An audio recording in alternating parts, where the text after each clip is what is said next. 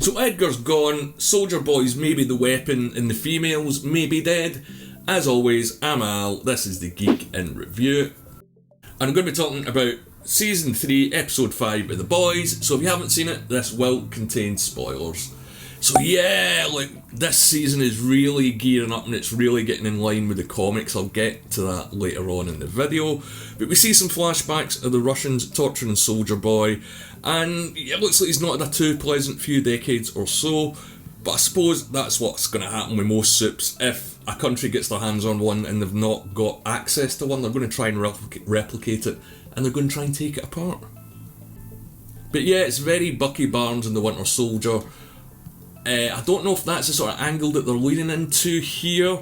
With Soldier Boy, we've just heard about all the bad things he's done. We've not really seen him do particularly that many terrible things other than act like a jackass in 1984. So I hope we're going to get flashbacks about that in future episodes. Mother's Milk is on the warpath and he doesn't care about anything else. It seems that he isn't a fan of Butcher having powers, because the boys were made to stop people, with powers abusing them. And that sort of goes against everything that Butcher and Mother's Milk and Mallory had originally set up.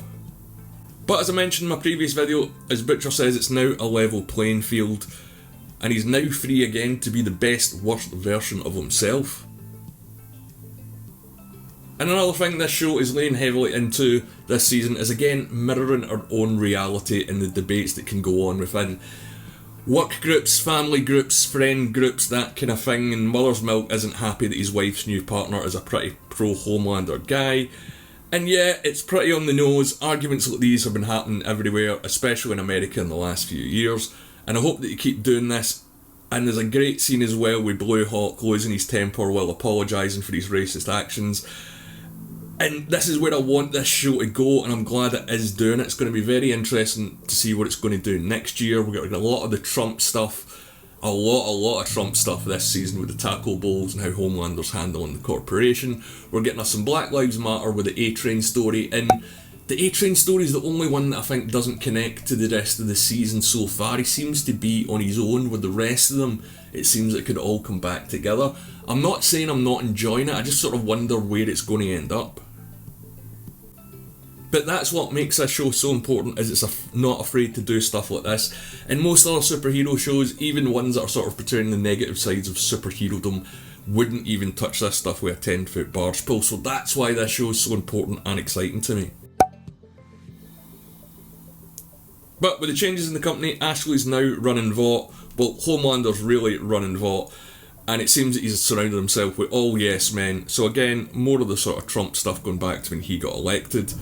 But I think what's interesting about this is Homelander's got no experience of running a corporation, so he's not really got any solid ideas for them to say yes to.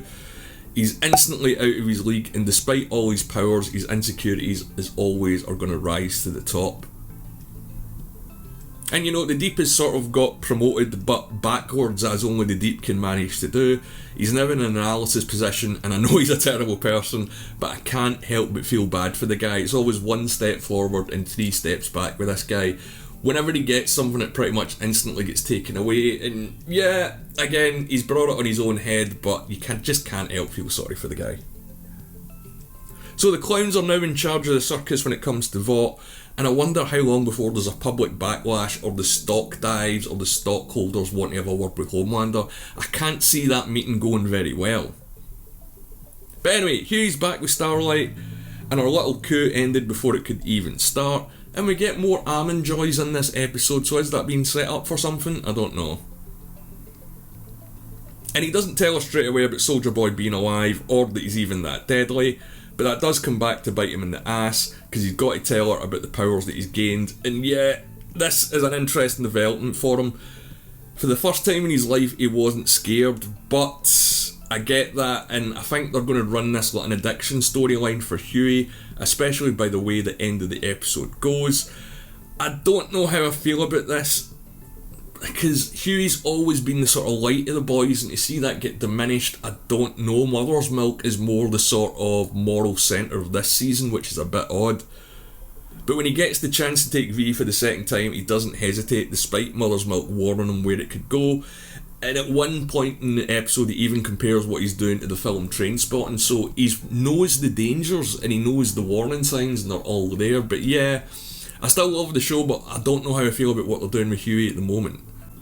And Soldier Boy is still rushing around. Shut up. But Butcher gets more temp V from Maeve, who sadly I still think is on her way out this season. I'll talk about it more later on in the episode. But yeah, the way that Butcher explains how superpowers affect people, he does it as only Butcher can. And he also sort of explains it the way that Dr. Erskine does to Steve Rogers, that it just makes you more you, that there's no real bad person, that V just heightens who you are. So they've done the whole Spider-Man comparison, which yeah, it was funny, but with this whole Captain America Super Soldier Serum thing, I think that was more interesting for me, but let me know what you think in the comments below. But what's really interesting about this scene, apart from the fact that Butcher sleeps with Maeve, is when he tells her all supes need to go no matter who they are, and this is really close to his point of view and his actions in the comics. And as I said at the start of the video, Season 3 is really drawn on the themes from the comics, more so than the first 2 seasons.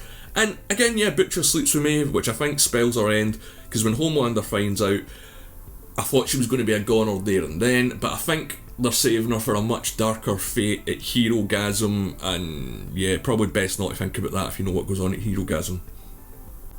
But Homelander isn't the only one that's pissed off. Nina isn't best pleased with the boys' mission, and she wants Frenchie back. And she's got a pretty nasty task for him, killing a kid and her dad. And I did think, is Frenchie going to take V to get out of this, because the female no longer has her powers? But she's back awake and seemingly powerless. So as I just said that, no. And she's surprisingly happy about it. Now I can see the novelty of this wearing off for her, or maybe they're trying to give her temp V to get her powers back. If she's powerless, how is she going to fit into the show now?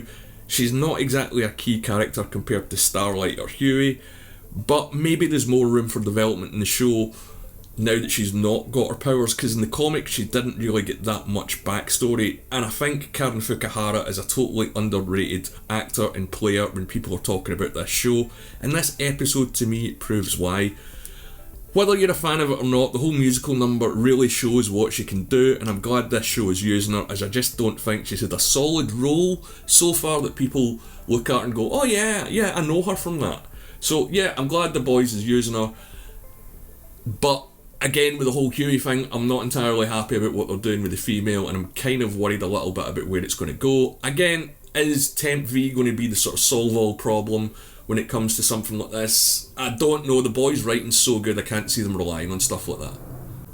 Soldier Boy makes it back to the States, and it's been 40 years for him, so yeah, he's not going to fit in pretty well. Again, there's a whole Steve Rogers vibe in the Avengers and the first Captain America film. And, you know, originally I was asking myself, does he know what's been done to him? Maybe, because he doesn't seem to fully be able to control this new power. Yeah, with the whole explosion thing and him killing 20 people, it sort of indicates that he can't control or he hasn't mastered this ability, but later on in the episode you see him using it. So yeah, we need a bit of backstory on what's going on here. Can it be replicated with someone else? Butcher maybe? But anyway, he doesn't go to Edgar, he goes to the Legend, which is even better, and I'll get to that in a minute. But with this episode, although there's not as much action as there has been in the first few, sides are being drawn here within aVought, the supes and the boys themselves.